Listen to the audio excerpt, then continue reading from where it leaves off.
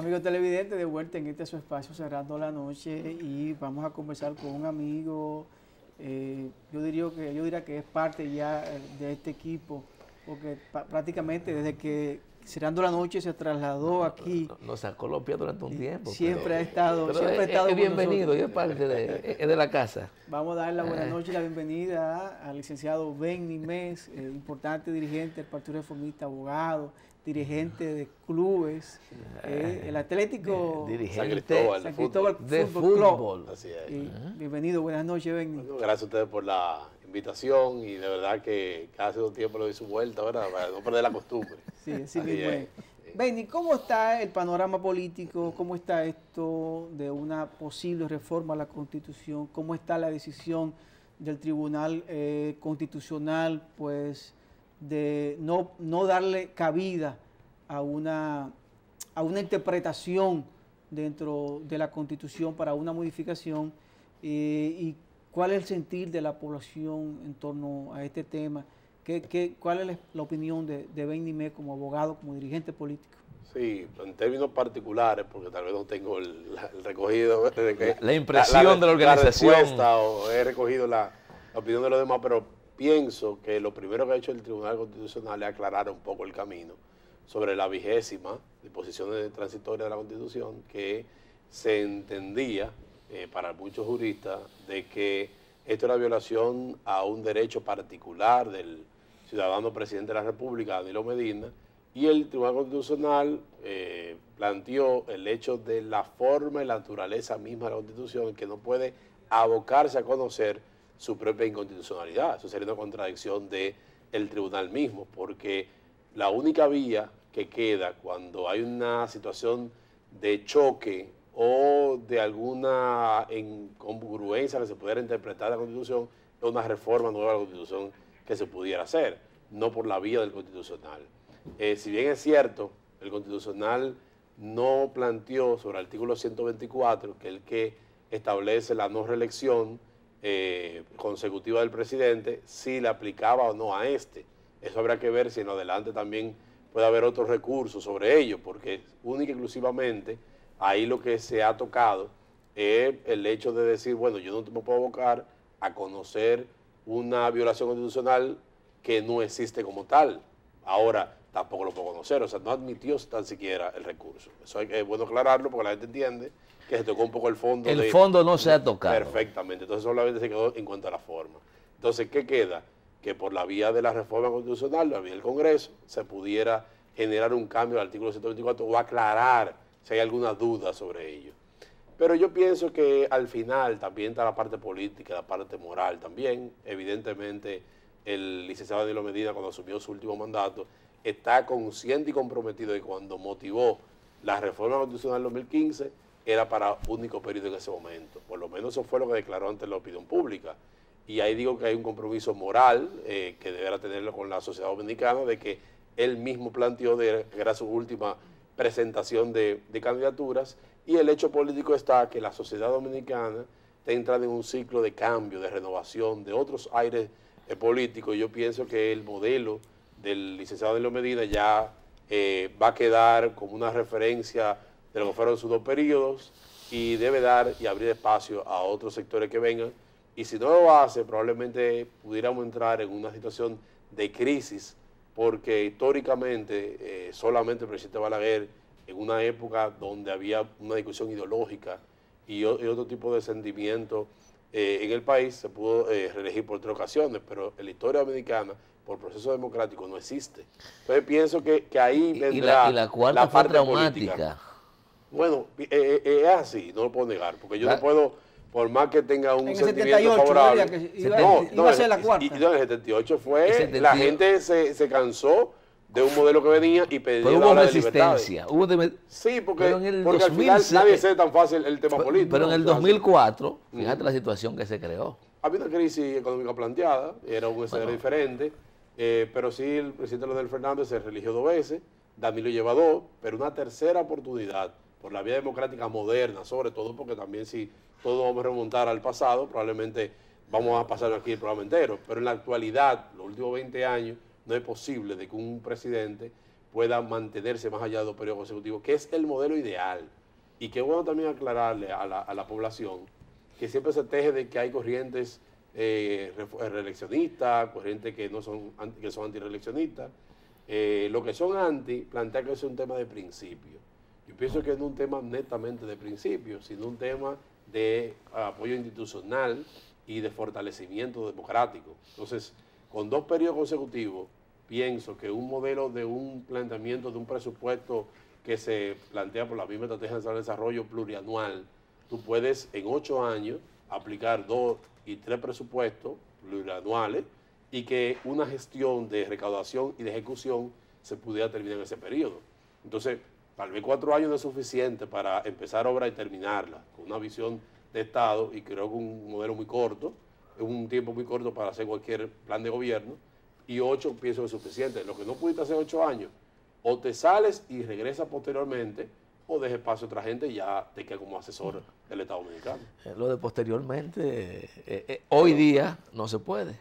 Bueno, no se puede con la situación actual. Claro. Sin embargo, la apertura que se dio en el 2010 a la reforma, a la Constitución Dominicana le abrió el camino, tanto a Hipólito Mejía como a Leonel Fernández, que uno era en ejercicio y otro ya había sido. Entonces, hay que tener la situación de que nunca tal vez, el nunca jamás, si eso es positivo o no. Yo pienso que 2 periodos y ya, en la actualidad sobre todo. Pero lo que están planteando, escúchame, Benny, eliminar el transitorio de nunca jamás. Solamente hay 2 formas. O se prohíbe o se mantiene la reelección consecutiva o la reelección indefinida alternada, que fue lo que inauguraron. El otro modelo. Que fue lo que instauró Leonel y el amigo Vargas Maldonado, que rehabilitaron a Hipólito también. Entonces, pero yo creo que aquí la discusión, pero más que enfocarlo... el nunca jamás no es un transitorio, sino es parte del 124. Es parte del 124. Lo que pasa es que no le aplica al presidente actual. El transitorio lo que le hace es que le aplique el nunca jamás. Pero lo que te decía que aquí la discusión no puede ser en función de una persona. Porque si partimos de ese criterio, no vamos a llegar a ningún lado. ¿Por qué andan haciendo comparaciones? Bueno, que fulano ha gobernado 3 periodos. Bueno, se lo permitía la Constitución en ese momento. Se lo permitía. Ahora el tema está, ¿va la República Dominicana a volver a finales del siglo pasado o va la República Dominicana a caminar hacia la modernidad, hacia el fortalecimiento institucional? Yo creo que la discusión es esa, más que si le limitan derechos fundamentales a un ciudadano, que creo que no, y si lo limitan, hay bastante doctrina y jurisprudencia que facultan a los estados y a sus constituciones para regular el ejercicio de los derechos. La Constitución, Junior, como tú expresas, no puede ser particular porque de hecho ahí pierde su esencia. O sea, la Constitución es como cualquier otra legislación, erga omnes, o sea, que a todo el mundo lo aplica por igual. De hecho, justamente si perjudicar a un agente particular puede tener un vicio de constitucionalidad. Ahora bien, yo creo que tanto esa modificación en 2015, que fue por un artículo, para beneficiar a una persona. A eso voy, porque si fuiste beneficiado particular, pues habla del tema ético. Fíjate que ni siquiera el tema jurídico ya lo abordé, en el tema ético. Ustedes saben que en el 2015 se hizo modificación constitucional para usted ser beneficiado, de que le abrieran un periodo más.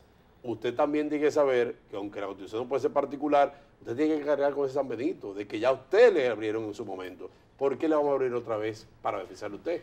Entonces no se sienta perjudicado, su derecho conculcado, porque actualmente hay una prohibición sobre usted, que es la única persona que ejerce la presidencia. Sobre él. Bueno, pero esa es la interpretación de sus acólitos. Eso es lo que hay que aclarar. Y de juristas, que yo a veces le tengo pena, porque dicta mucho, primero, de formaciones familiares que tienen, de cierta capacidad que uno le advierte profesionalmente, pero que se desdoblan tan fácil, haciendo declaraciones un poco alegres, como un abogado que anda ahí por Panamá y demás, haciendo algunas opiniones, que cuando tú lo escuchas, tú sientes que lo más parecido a un artista tipo Rafael Solano, componiendo una pieza, acomodándosela a una persona en particular para hacerse gracioso.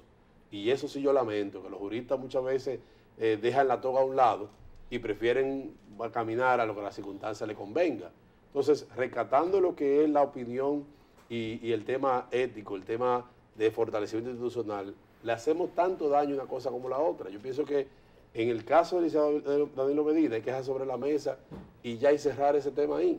Eso es lo que yo entendería. Ahora, que también hay que ganarle por la parte política. Eso es otro elemento también importante a nosotros también considerar y ver. Porque siempre y cuando consiga gente que le haga el corro, como dice públicamente, o que le haga algarabía por cualquier intención que él mismo ha dicho que en este momento no está en su agenda, porque es otro tema. Hemos visto gente que se adelanta a las opiniones, que tan siquiera su sector formalmente lo ha planteado. Entonces, yo creo que todavía aquí nos falta bastante en la política dominicana de avanzar, de cambiar las ideas, de fortalecer los criterios, de ver un poco más allá, de una visión integral de la política y no meramente coyuntural y para hacerse gracioso con alguien particular en un momento determinado. Benny, para pasar por aquí, y no habla de San Cristóbal, no habla de tu ciudad natal, al parecer no ha pasado. Y esa pregunta no se puede quedar en el aire. ¿Cómo está San Cristóbal? ¿Cómo avanza San Cristóbal? ¿Cómo van las gestiones por parte de las autoridades, tanto del gobernador, pues el alcalde actual que ustedes tienen, y los diputados y senadores? ¿Cuál es el trabajo que se está haciendo para, pues, levantar San Cristóbal? Mira, para hacerla no solo una de las más pobladas, sino una de las más productivas. Nuevamente, y cuando he venido aquí siempre le hablo a ustedes de la participación que tiene San Cristóbal en la distribución del presupuesto nacional. Primero, en la aportación es significativa, sin embargo en la inversión es muy baja. Y se ha generado un movimiento en los últimos tiempos. Ya casi hace 2 semanas hubo una parada cívica llamada San Cristóbal Grita. Y justamente lo positivo de ello es que hubo gente de todos los sectores, incluyendo gente ligada al partido de gobierno. Y eso fue algo muy positivo. Y además no era tampoco una actividad altisonante ni con un contenido radical, sino hubo muchas expresiones culturales, de hecho, en ese momento. ¿Y qué alegaban? Miren, todavía ha pasado casi un año de que hubo un primer impacto de una tormenta el año pasado, y este año, hace unos meses atrás, que se fue la entrada de San Cristóbal, desde Baní hasta San Cristóbal por la 6 de noviembre, la carretera nueva, como se le dice, se fue ese paso allí que trae agua desde el río Yubazo, que penetra al municipio de San Cristóbal. Se cayó la parte de la entrada del puente, y lo que se está viendo es que si no hace un muro de gaviones rápidamente, la zona de Los Molinas, que una zona de apartamento está en la entrada a mano izquierda, cuando usted está a San Cristóbal, se puede ir también con cualquier crecida del agua. Y eso es algo tan simple, podemos decir, de lo que nosotros aportamos y trabajamos, que todavía las autoridades tan siquiera han reabierto, ni siquiera han intervenido el área. O sea, la vía está cerrada y hay que dar muchas vueltas para entrar a San Cristóbal, y ellos como que no pasa nada. Esas son las cosas pequeñas que pasan. Pero los impactos mayores, todavía San Cristóbal tiene un sinnúmero de temas que son, que dan hasta vergüenza. El tema del agua. San Cristóbal ha pasado muchas de los últimos meses sin ningún abastecimiento de agua importante, donde INAPA, con su forma arcaica que maneja el agua, y te anuncian un día antes que te van a dejar sin agua el día entero, la energía eléctrica, supuestamente reparando subestaciones, y no le avisan a nadie. O sea, tiene temas, yo creo que más que todo un tema de autoridad. San Cristóbal ha perdido autoridades. Y cuando tuve el panorama provincial, que yo siempre hago un recuento a ustedes de cada uno de los municipios, porque trato de mantener al día qué está pasando en cada sitio. Definitivamente, salvo honrosas excepciones, algunos alcaldes están haciendo ciertas obras, pero hay otros que ni se sienten. Hay otros que pareciera que no tienen autoridad. Y lo lamentable es que la población trata de hacer unos movimientos de reclamo, pero nada, viene el Estado Dominicano, el gobierno dominicano central, y con algunos programas sociales más que todo, trata de callar y de tapar esas faltas históricas que tenemos. Y en el ámbito de la salud y el tema de los embarazos en niñas, ¿verdad?, y adolescentes, ¿cómo ha evolucionado la cosa ya? Mira, hace 3, 4 años que el estudio que hizo un organismo internacional planteaba muy claro que éramos la segunda provincia mayor embarazo adolescente después de Asua, que era la que más representaba en ese momento. No tengo estadísticas recientes, sin embargo, no creo que la tendencia ha cambiado, mucho, porque al final eso es un sinónimo de falta de educación, falta de oportunidad, falta de orientación. Yo creo que el problema hay que trabajar un poco integral, hay que ver la situación. Por ejemplo, hay un caso de Palenque, de una pareja que ella no trabaja, él tampoco, y él tiene 5 hijos de un primer matrimonio. Ellos tienen entonces en común 4 hijos más, y ella está embarazada de quintillizos en Palenque. Oh, Dios mío. 5 muchachos embarazados allí. 9 más 5 van a ser. Van a ser 15, totalmente. Y son gente de la extrema pobreza. En Palenque, una zona que es de mayor evacuación productiva, tanto turística como de producción agrícola, y no tienen oportunidad de nada. O sea, ninguno trabaja, ninguno estudia. ¿Y cómo estaba la mina de cal? ¿Era en Palenque? No, estaba por el Pomier. Por el Pomier. Sí, que es un tema que también hay que tratarlo, porque lo que deja esas minas y el impacto que está generando a las cuevas del Pomier, un patrimonio precolombino histórico y reconocido internacionalmente, que está casi perdiéndose. Y hay que ver cómo convive el desarrollo allí económico con el desarrollo cultural.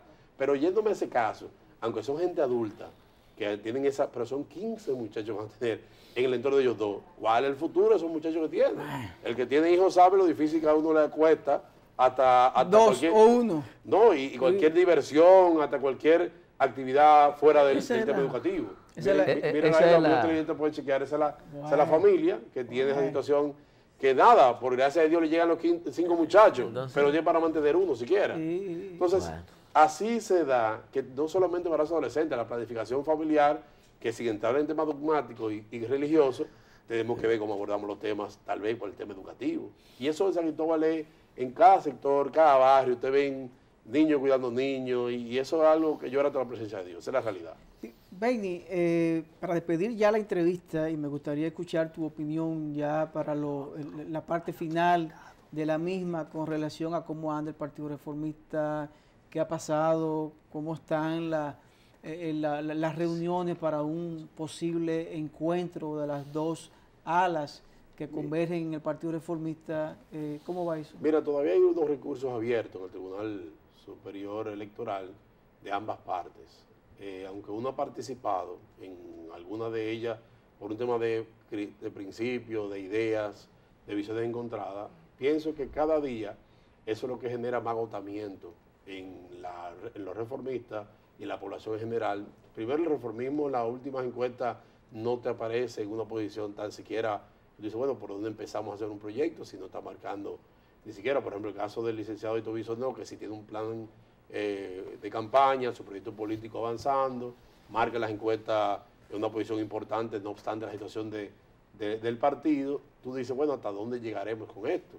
Yo estoy esperanzado que en un momento dado, que no sea muy tarde, tomando en cuenta que la nueva ley 33-18 de partidos políticos, agrupaciones y movimientos políticos genera unos tiempos de campaña, aunque siento que la Junta Central Electoral se ha adelantado y ha planteado unos plazos fatales que son prácticamente imposibles poderlo cumplir, porque si de 75 días tú tienes que coger un calendario. ¿Qué modalidad tú vas a coger? Cuando tienes partidos que tienen situación en los tribunales y que el PRD ayer tuvo una sentencia que dice la otra parte que va a recurrir otra decisión más, entonces tú tienes que esperar que estos procesos terminen. Claro, la Junta no puede esperar, los partidos tampoco. No, tiene que seguir. Pero yo pienso que sin tener un reglamento de la ley de 33-18, que esa ley de partidos famosa, es imposible que tú puedas hacer el plazo, porque yo no conozco cómo adentrarme a la aplicación de la misma. Entonces, yo sé que estamos cortos de tiempo. Vamos a desearle suerte, Ben. Claro, pero me preocupa, sí,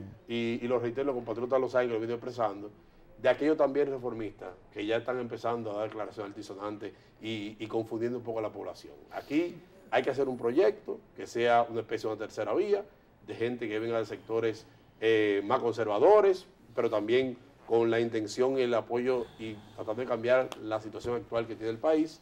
Y nosotros en ese proyecto estamos enrumbados y creo que por ahí debe de ir todos los esfuerzos que hagamos en estos momentos al interior del Partido Reformista. Gracias, agradecer la intervención del licenciado Benny May, importante dirigente del Partido Reformista y sobre todo abogado de la República Dominicana. Ben, nos seguiremos encontrando aquí en este espacio. Bueno, muchas gracias por la invitación. Ustedes, amigos televidentes, con su permiso vamos a la pausa. Después de ella, pues venimos ya con la parte final. También vamos a conversar con un importante dirigente de la provincia de Samaná, que el día de hoy va a compartir con nosotros algunas inquietudes.